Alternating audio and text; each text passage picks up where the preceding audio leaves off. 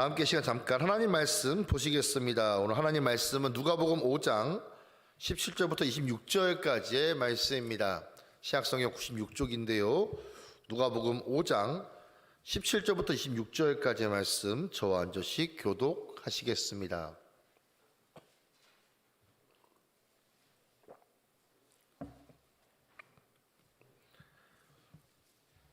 누가복음 5장 17절부터 26절까지의 말씀, 제가 먼저 17절의 말씀을 읽어 올리겠습니다. 하루는 가르치실 때 갈릴리의 각 마을과 유대와 예루살렘에서 온 바리새인과 율법 교사들이 앉았는데 병을 고치는 주의 능력이 예수와 함께 하더라.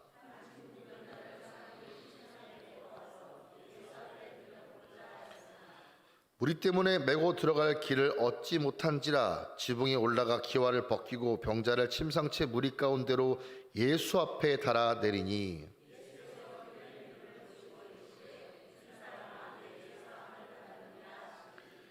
서기관과 바리새인들이 생각하여 이르되 이 신성 모독하는 자가 누구냐?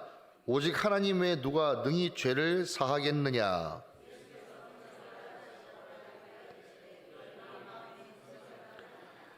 뇌제 사함을 받았느니라 하는 말과 일어나 걸어가라 하는 말이 어느 것이 쉽겠느냐?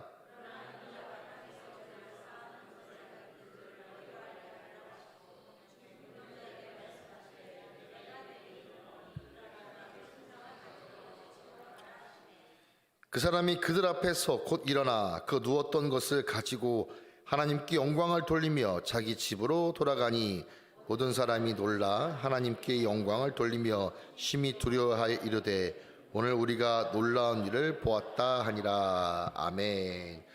저는 본문 말씀을 가지고 주님은 믿음을 보셨다라는 제목으로 말씀을 전하겠습니다.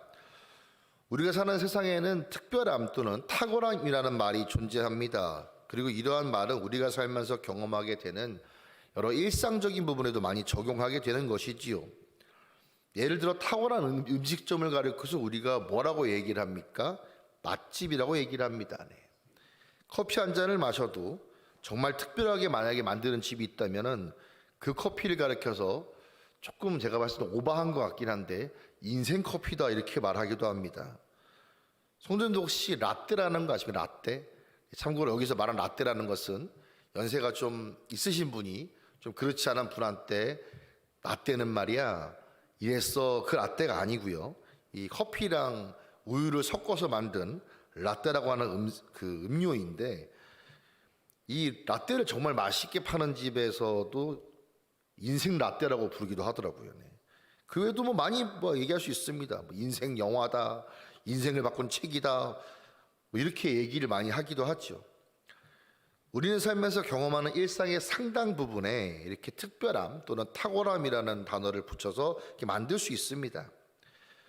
그렇다면 우리들의 신앙에도 이런 걸 적용할 수 있을까? 저는 가능하다라고 봅니다. 특별히 우리 주님께서 어떤 사람의 믿음을 보셨을 때 저 사람의 믿음 정말 특별했다, 특별하다고 하신 경우가 있는데 오늘 본문이 바로 그런 대표적인 사건이라고 할 수 있다는 것입니다. 오늘 본문을 보시게 되면 정말 특별한 믿음의 사람들이 소개가 되고 있습니다. 성경은 보통 이렇게 특별한 사람들의 이름을 실명을 가르쳐주는 경우가 굉장히 많은데 오늘 본문에 이 사람들은 실명도 나오지 않습니다. 대신 딱하게도 그들이 처한 상황만 자세하게 가르쳐줍니다. 오늘 본문 속에 이 중풍병자라는 환자 그리고 중풍병자의 친구들 이 두 그룹이 바로 오늘 본문에 나오는 특별한 믿음의 사람들이었던 것이지요. 성도님들 잘 아시는 것처럼 이 중풍이라는 병은 지금도 존재하는 병입니다. 서양의학에서는 이것을 뇌졸중이라고 부르기도 하는데 뇌혈관이나 뇌에 이 문제가 생겨가지고 이 혈관이 터지게 되거나 막히게 돼가지고 뇌가 이제 죽게 되는 거죠, 그렇죠? 다 죽으면 큰일 나고 일부가 마비가 돼가지고 몸까지 마비가 되는 경우를 바로 중풍이라고 얘기를 합니다. 제가 알기로는 이 병은 지금도 완치가 되면은 걸리게 되면 완치가 불가능한 병으로 알고 있습니다. 물론 요즘은 의술이 많이 좋아지고 약이 많이 좋아져서 초기에 빨리 대응을 잘하면 이 중풍으로 인한 피해를 최소화시키는 경우도 있다라고 하지만, 제가 전에 교회 사역하는 교회에서도 어떤 안수 집사님께서 이렇게 연세가 많지 않으셨어요. 한 50대 중반쯤 되셨는데 몇 개 지병을 앓고 계셨습니다. 그러다가 이 뇌졸중이 왔는데 좀 늦게 이렇게 병원에 가는 바람에 재활하는데 굉장히 오랜 시간을 힘들어하셨다는 걸 본 적이 있습니다. 그러니까 무슨 말씀이냐면, 오늘날의 의술이 발달하고 약이 발달한 이 시대에도 이 중풍이라는 병은 무서운 병이라는 것이죠. 지금도 이렇게 무서운 병인데, 예수님이 사셨던 이 당시 2000년 전에는 이 중풍이라는 병에 걸리게 되면 그야말로 손도 못 대는 질병 중에 하나였다는 것입니다. 대부분의 질병이 그러하지만 이 중풍이라는 병도 증상이 약한 경우와 중증으로 나눌 수가 있는데, 안타깝게도 오늘 본문에는 이 환자는 중증 중에서도 완전 큰 중증에 속했던 사람이었습니다. 뇌졸중이 약하게 오게 된다면 손가락 하나 정도를 못 쓰거나 아니면 신체 일부분 하나를 못 쓰는 경우가 있을 수 있지만, 오늘 본문에는 이 환자는 그야말로 자기 스스로 일어나지도 못하고 걷는 것은 꿈도 못 꾸고 아마 먹는 것조차도 어쩌면 힘들었는 참 어려운 상태의 환자였던 것 같습니다. 근데 이런 환자에 대해서 17절 보면 다음과 같이 가르쳐줍니다. 병을 고치는 주의 능력이 예수와 함께 하더라. 아멘. 이 말씀만 보게 되면 사실 언뜻 보면 굉장히 은혜스러운 상황처럼 보이기도 합니다. 만약에 이 환자가 중풍병만 아니라고 한다면, 차라리 제가 봤을 때는 암이라든지 이런 거라면은 그래서 걸어갈 수 있지 않겠습니까? 암마다 차이가 있겠지만 그래도 대부분의 암 환자분들은 그래도 걸어 다니시는 데는 크게 문제가 없는 경우가 많이 있습니다. 차라리 그것만 나았을 것 같아요. 근데 성도님들, 본문 가운데 이 환자가 안타까운 이유가 뭘까요? 병을 고치는 주의 능력이 있습니다. 눈 앞에 있습니다. 근처에 있습니다. 조금만 걸어가게 되면, 주님을 만나서 저 좀 고쳐주세요라는 말만 잘해도 어쩌면 이 불치병이 낫는 경우를 경험할 수 있을 텐데, 이 환자의 병이 뭐라고요? 중풍이에요. 중증이었습니다.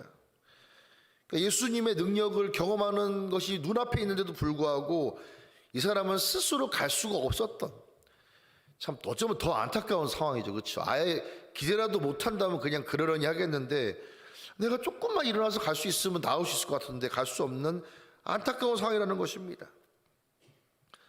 성도님들, 그런데 이렇게 소망도 없고 심각한 상태의 중풍병자에게 희망의 빛이 보이기 시작합니다. 그 빛이 어디서 보이느냐? 그게 오늘 본문 18절 가운데 나와 있는데, 18절 말씀을 같이 한번 읽어볼까요? 5장 18절 말씀 함께 읽겠습니다. 시작.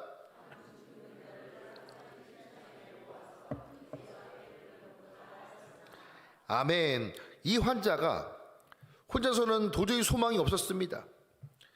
근데 이 중풍병자가 소망이 생기는 시작하는 시점이 어디라는 것일까요?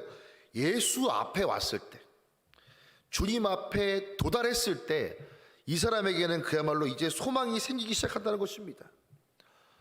여기서 우리가 첫 번째 중요한 영적인 가르침을 발견할 수 있습니다. 성도님들, 우리가 하나님께 뭔가 나음을 얻고 싶고 하나님께 뭔가 은혜를 받고 싶고 뭔가 치유받고 싶다면 일단은 나와야 된다는 겁니다.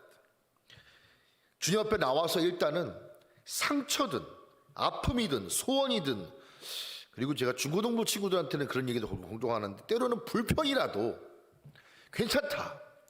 일단 주님 앞에 나와서 우리의 마음을 쏟아놓을 때 소망이라는 문이 열리기 시작한다고 제가 얘기를 합니다.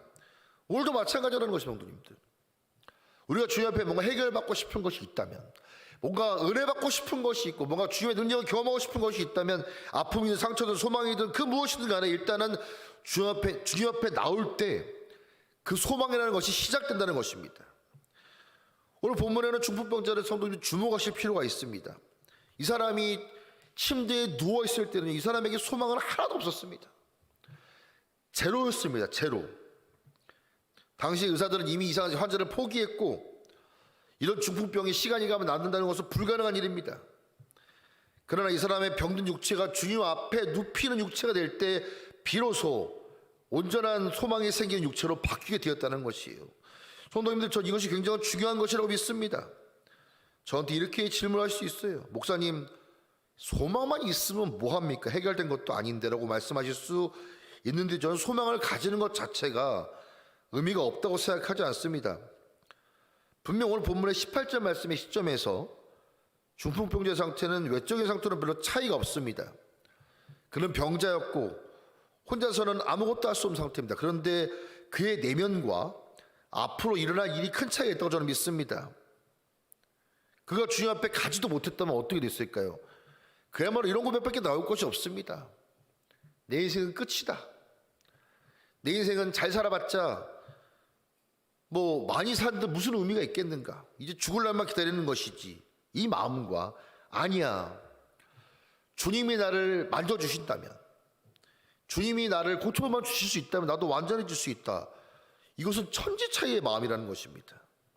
이 사람이 주님 앞에 나올 수 있을 때 절망의 사람이었겠지만, 나올 수 없을 때 절망의 사람이었겠지만, 주님 앞에 나왔을 때 소망의 사람으로 바뀌게 되었다는 것이에요. 성도님도 이 밤 가운데 기도하실 때 이 소망을 붙잡으시길 간절히 소망하겠습니다. 그럼 여기까지만 끝나느냐? 그게 아니고요. 한 단계 더 나아갈 때 우리는 그야말로 더 큰 은혜를 누릴 수 있다는 것인데요. 그것이 오늘 본문의 19절과 20절 말씀입니다. 이것도 같이 읽기 소망하는데 19절 20절 말씀 제가 19절을 읽어드릴 테니까 20절 말씀은 성도님들이 읽어주시면 감사하겠습니다. 무리 때문에 메고 들어갈 길을 얻지 못한지라 지붕에 올라가 기와를 벗기고 병자를 침상채 무리 가운데로 예수 앞에 달아나리니.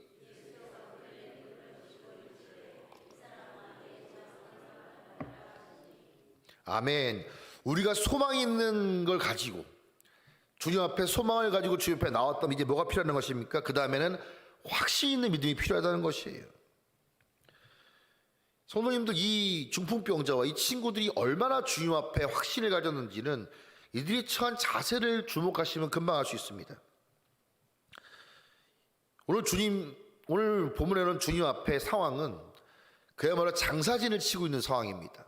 많은 인파가 모여 있습니다. 무슨 말씀이냐면 예수님께서 워낙 병을 잘 고치신다는 소문이 나기 때문에 수많은 사람들이 거기 모여 있다는 겁니다. 그러면 매너를 지키려고 한다면 어떻게 하겠습니까? 줄을 서야겠죠, 그렇죠? 자기 차례를 기다려야 됩니다. 그런데 이들의 마음은 그 정도로 해결이 안 됐던 것 같습니다.